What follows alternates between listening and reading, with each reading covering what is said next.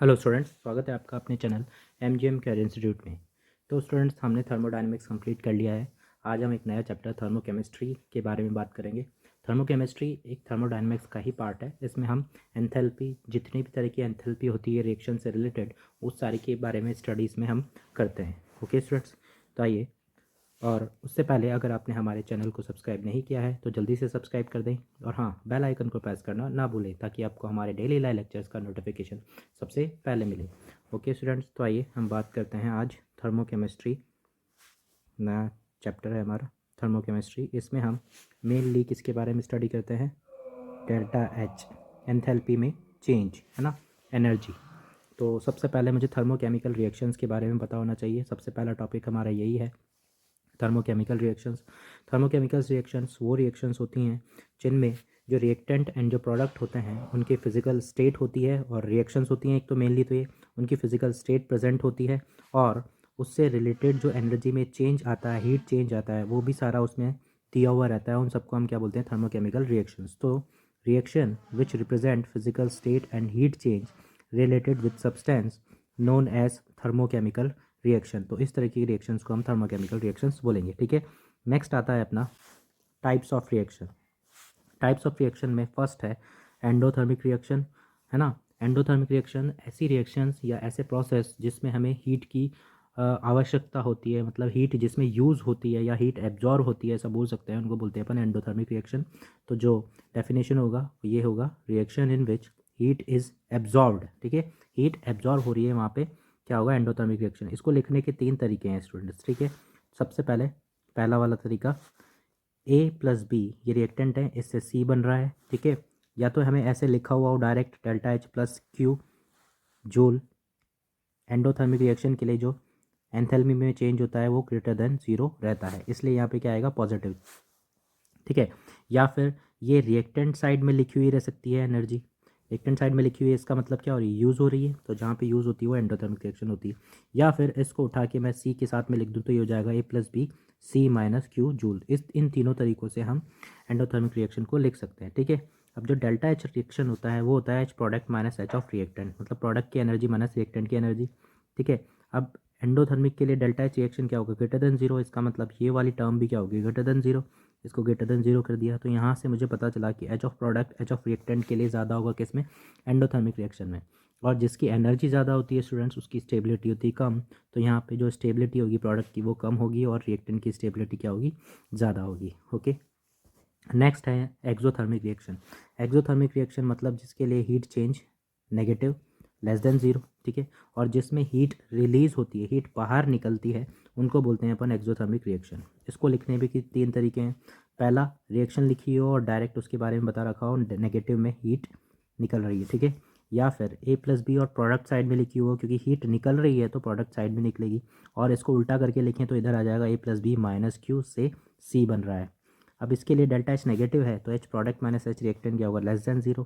इसका मतलब H product की एनर्जी रिएक्टेंट की एनर्जी से क्या होगी? कम। और जिसकी एनर्जी कम होती है उसकी स्टेबिलिटी क्या होती है? ज़्यादा। तो इस तरीके से एंडोथर्मिक एक्सोथर्मिक रिएक्शंस के बारे में हमें इस चैप्टर में पता होना चाहिए। नेक्स्ट है heat of reaction. Next topic क्या है? Heat of reaction. Heat of reaction क्या होता है कि थर्मोकेमिकल रिएक्शंस जब होती है तो जो हीट में चेंज आता है उसको ही अपन हीट ऑफ रिएक्शन बोलते हैं। जो मैं इतनी देर से बोल रहा हूँ, डेल्टा एच रिएक्शन, इसको डिनोट करते हैं डेल्टा एच रिएक्शन से। ठीक है, तो it is the change in heat during the thermochemical reaction. अब इस हीट ऑफ रिएक्शन को कौन कौन से फैक्टर इफेक्ट करते हैं? उसमें पहला है heat supplied at constant volume and pressure. ये हम पढ़ चुके हैं किसमें? थर्मोडायनेमिक्स में। कांस्टेंट वॉल्यूम और प्रेशर पे, हीट एट कांस्टेंट वॉल्यूम पे मैंने बोला था क्या होता है? इंटरनल एनर्जी में चेंज, इसको अपन क्यू वी से भी डिनोट करते हैं।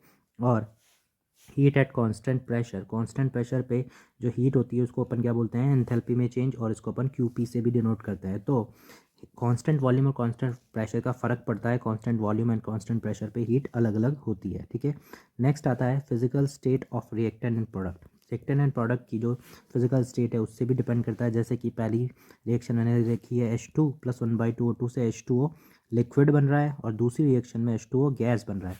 तो इन दोनों में जो प्रोडक्ट है उन दोनों की फिजिकल स्टेट क्या है? अलग अलग है। तो अलग अलग होने की वजह से एनर्जी में जो चेंज आएगा इस रिएक्शन के लिए, फर्स्ट वाले के लिए वो क्या होगा? -68, और सेकेंड वन के लिए -57। क्योंकि जो प्रोडक्ट है वो अलग अलग बन रहे हैं और प्रोडक्ट के हिसाब से एनर्जी में चेंज हो सकता है, ठीक है। थर्ड है एलोट्रोपिक फॉर्म ऑफ एलिमेंट, किसी भी एलिमेंट की एलोट्रोपिक फॉर्म। एलोट्रोपिक फॉर्म मतलब सी ग्रेफाइट, जैसे सी डायमंड है ना, सी ग्रेफाइट प्लस O2 से CO2 बन रहा है, ठीक है।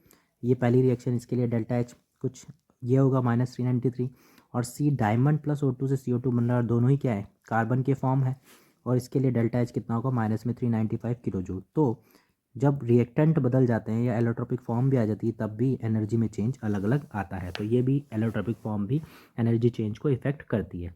यहाँ पे कुछ एक इन्फॉर्मेशन है कि जो सी ग्रेफाइट है वो डायमंड से ज़्यादा स्टेबल होता है, और जो ज़्यादा स्टेबल होगा उसकी एनर्जी क्या होगी, कम। तो ग्रेफाइट की एनर्जी डायमंड से क्या होगी, कम, ठीक है। ये इन्फॉर्मेशन है जो हमें याद रखनी है। नेक्स्ट है टेम्परेचर। टेम्परेचर का जो हीट चेंज से रिलेशन होता है, उसको हम किरचॉफ इक्वेशन से देते हैं। किरचॉफ इक्वेशन क्या होती है, delta CP equals to delta T2 minus delta T1 upon T2 minus T1।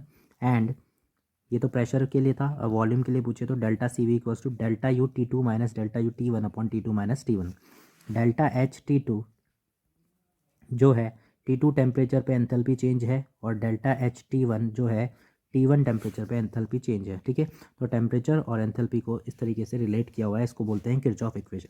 ये डायरेक्ट इक्वेशन याद रखनी है, दोनों फार्मूला बेसिस पे क्वेश्चन मिलते हैं अपने को, ठीक है। इसके बाद हम इस इक्वेशन पे एक क्वेश्चन कर लेते हैं ताकि हमें समझ में आ जाए कैसे करना है। रिएक्शन दे रखी है H2 + 1/2 O2 से H2O लिक्विड बन रहा है।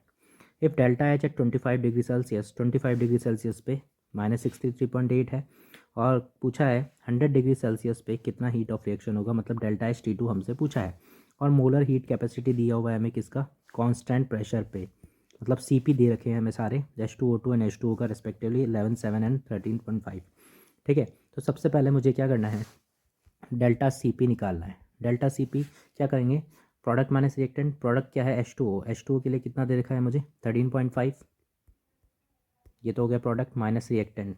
हाइड्रोजन का दे रखा है मुझे 11, और O2 का मुझे दे रखा है 7, लेकिन वो हाफ मोल के लिए होगा तो 7/2, तो ये हो जाएगा अपना -1 डेल्टा CP, ठीक है।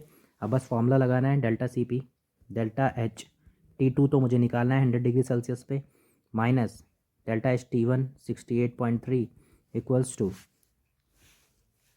Delta CP into delta T। Delta T कितना हो जाएगा, 100 माइनस 25 दैट इज़ 75, ठीक है। तो यहाँ से डेल्टा T2 निकल के आएगा अपने पास, delta T2 equals to minus में 68.37 किलो कैलोरी। तो इस तरीके से फॉर्मूला बेस्ड क्वेश्चन आएंगे, ज़्यादा टफ नहीं होते हैं वो, ठीक है ना, ये फॉर्मूला याद होना चाहिए। नेक्स्ट है different type of heat of reaction. अब जो हीट ऑफ रिएक्शन है, डेल्टा H रिएक्शन है, ये कितने तरह की होती है, या फिर इसको बोल सकते हैं enthalpy change, delta H reaction, ये कितने तरह की हो सकती है, उसको हमें पढ़ना है। तो सबसे पहले उसमें आता है heat of formation. Heat of formation को हम डिनोट करते हैं डेल्टा H0 F से, F मीन्स फॉर्मेशन, ठीक है। तो ये फॉर्मेशन है क्या, कोई भी सब्सटेंस जो 1 मोल बन रहा हो, है ना, तो 1 मोल सब्सटेंस बनने में कोई हीट एब्जॉर्ब भी हो सकती है और रिलीज़ भी हो सकती है, और वो जो सब्सटेंस है वो अपने एलिमेंट से बना होना चाहिए, और जो एलिमेंट है अपने मोस्ट स्टेबल फॉर्म में होना चाहिए। जब इतनी सारी चीज़ें एक रिएक्शन में होती हैं तो वहाँ पे जो हीट एब्जॉर्ब होती है या फिर रिलीज़ होती है उसको क्या बोलते हैं अपन, हीट ऑफ फॉर्मेशन। तो अगर मैं डेफिनेशन की बात करूँ तो वो ये हो जाएगा, it is the heat absorbed और released when 1 mole of substance is formed from its element in their standard stable state, और स्टैंडर्ड स्टेबल स्टेट में होना चाहिए, ठीक है ना। अब बोल रहा हूँ मैं कि जो हीट है वो एब्जॉर्ब भी हो सकती है या फिर रिलीज़ भी हो सकती है। तो डेल्टा H0 फॉर्मेशन है वो एक्सोथर्मिक भी हो सकता है और एंडोथर्मिक भी हो सकता है, मतलब पॉजिटिव नेगेटिव दोनों इसका साइन निकल के आ सकता है, ठीक है। एलिमेंट का उनका स्टेबल स्टेट में, स्टैंडर्ड स्टेबल स्टेट में जो डेल्टा H0 फॉर्मेशन होता है उसको अपन 0 मान के चलते हैं। मतलब स्टैंडर्ड स्टेट का मतलब क्या होता है, टेम्परेचर 25 डिग्री सेल्सियस और प्रेशर 1 atm होना चाहिए। तो कुछ एक यहाँ पे एग्जांपल दे रखे हैं किस किस का यहाँ पे 0 हमने माना हुआ है, जैसे कि hydrogen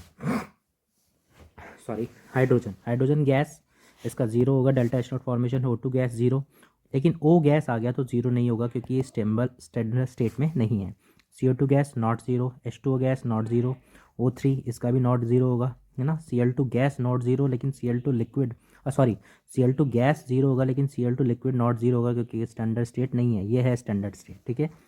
C graphite zero, C diamond not zero, CH4 not zero, CO not zero, यहाँ पे N2 zero, F2 zero, Br2 liquid form में होगा तो जीरो, गैसियस फॉर्म में होगा तो not zero, I2 solid form में होगा तो जीरो, कैल्शियम सॉलिड फॉर्म में मिलता है zero, S monoclinic, S rhombic, sulphur, ये दोनों के लिए कितना रहेगा जीरो, और मर्करी जो है लिक्विड फॉर्म में मिलता है तो ये भी कितना रहेगा अपने पास में जीरो, ठीक है। डेल्टा एच रिएक्शन जो है मैं फॉर्मेशन की टर्म्स में कैसे लिख सकता हूँ, उसके लिए मैं लिख सकता हूँ delta H not formation of product, जितने भी मुझे प्रोडक्ट दे रखे हैं उन सबका sum, minus summation delta H not formation of reactant, product minus reactant. मोटा मोटा आपको याद रखना है कि मुझे क्या करना है, प्रोडक्ट माइनस रिएक्टेंट करना है कब, जब मैं डेल्टा एच नॉट रिएक्शन को डेल्टा एच नॉट फॉर्मेशन से लिखता हूँ। तो इसको समझने के लिए एक एग्जांपल लेते हैं अपन, सी ग्रेफाइट प्लस O2 से CO2, इसका डेल्टा एच नॉट रिएक्शन मुझे लिखना है। तो डेल्टा एच नॉट रिएक्शन क्या लिखूंगा मैं, delta H not formation of product, product क्या है CO2, तो delta H not formation of CO2 minus delta H not formation of C graphite plus delta H not formation of O2। अब जो सी graphite और जो O2 है वो अपनी स्टैंडर्ड स्टेट में है, और ऊपर मैंने बताया कि जो स्टैंडर्ड स्टेट में फॉर्मेशन होता है वो क्या होता है, जीरो, तो इन दोनों का जीरो हो गया, तो डेल्टा एच नॉट रिएक्शन को मैं delta H not formation of CO2 भी बोल सकता हूँ, ठीक है। अब डेल्टा एच नॉट रिएक्शन को डेल्टा एच नॉट फॉर्मेशन कैसे बोला जाता है, उसकी तीन कंडीशन होती है, तो इसी रिएक्शन से मैं आपको समझा देता हूँ कि कब हम बोल सकते हैं इस ब्रैकेट को, मतलब कि डेल्टा एच नॉट रिएक्शन को मैं कल डेल्टा एच नॉट फॉर्मेशन बोल सकता हूँ।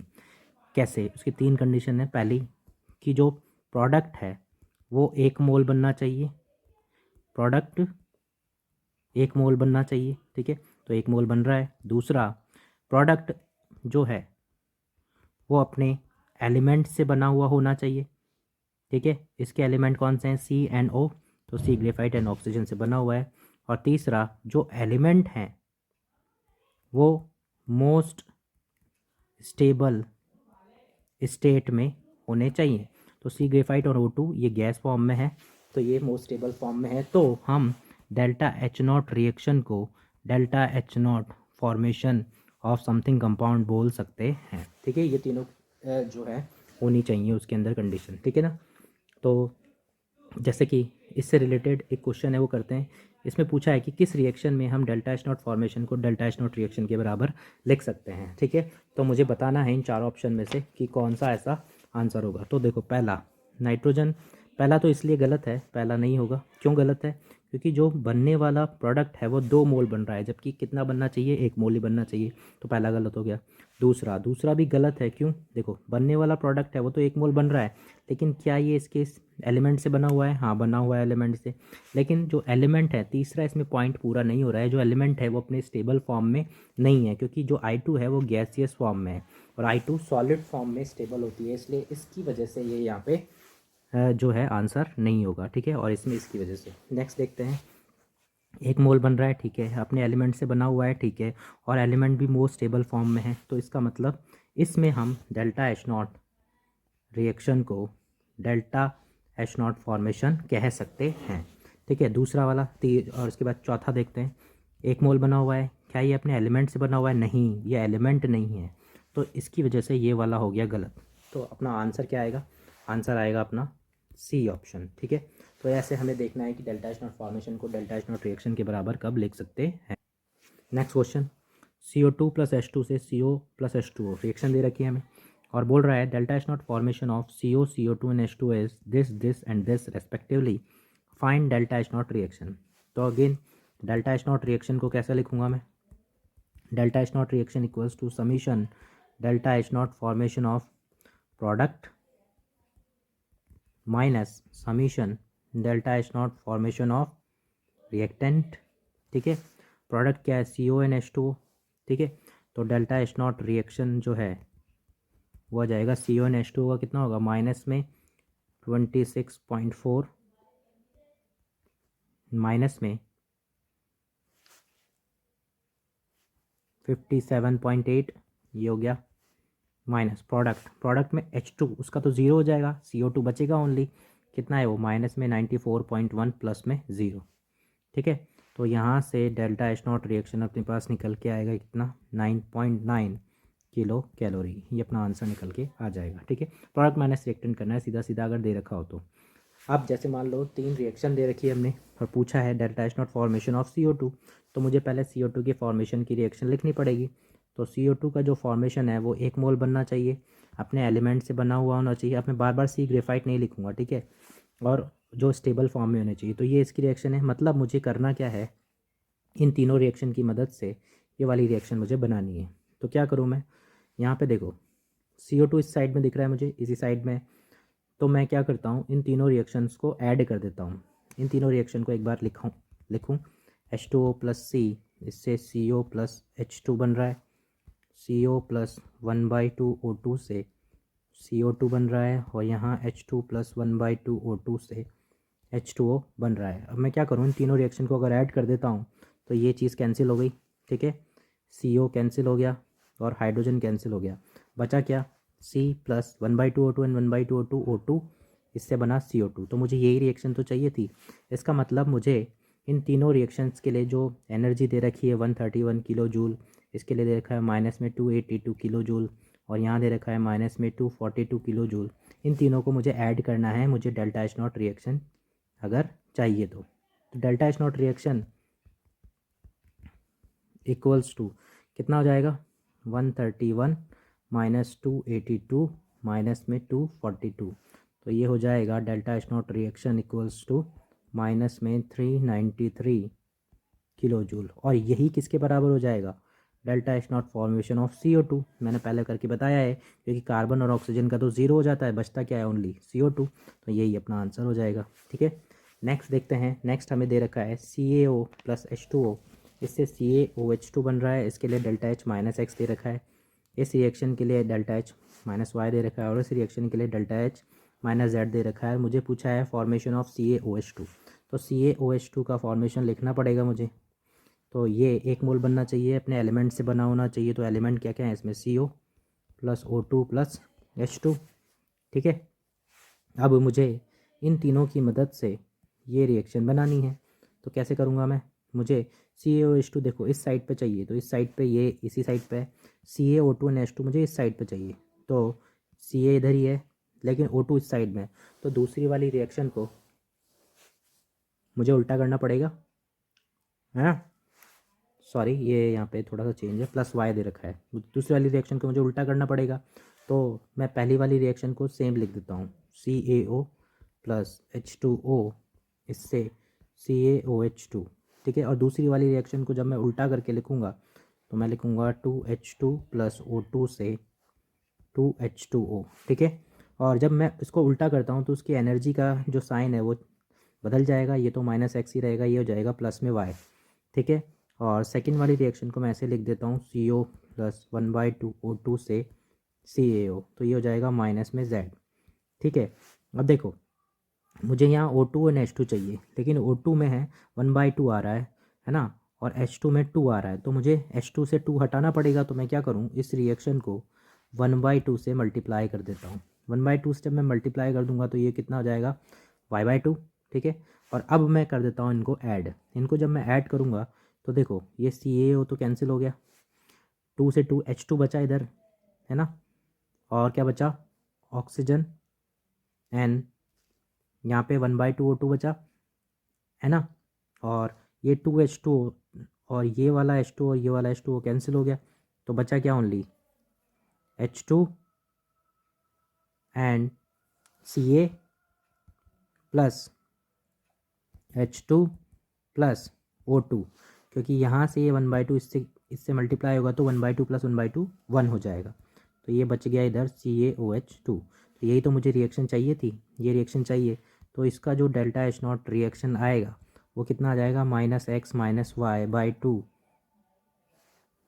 Minus X minus Y by 2, इसको उल्टा कर दिया था ना अपन ने, तो यहाँ पे थोड़ा सा चेंज होगा, ये हो जाएगा कितना, माइनस वाई बाई 2, है ना, माइनस में y/2 और माइनस में z, ये अपना आंसर आएगा। ठीक है, और इसी को मैं बोल सकता हूँ delta H not formation of CaOH2। क्यों बोल सकता हूँ, क्योंकि Ca का ज़ीरो हो जाएगा, H2 का ज़ीरो हो जाएगा, ऑक्सीजन का ज़ीरो हो जाएगा, बचेगा क्या, ओनली CaOH2। तो ये अपना आंसर आ जाएगा। ओके स्टूडेंट्स, तो तो इस तरीके से हम डेल्टा स्नॉट रिएक्शन को डेल्टा स्नॉट फॉर्मेशन से लिख सकते हैं। इसके आगे का चैप्टर हम नेक्स्ट वीडियो में कंप्लीट करेंगे। Thank you.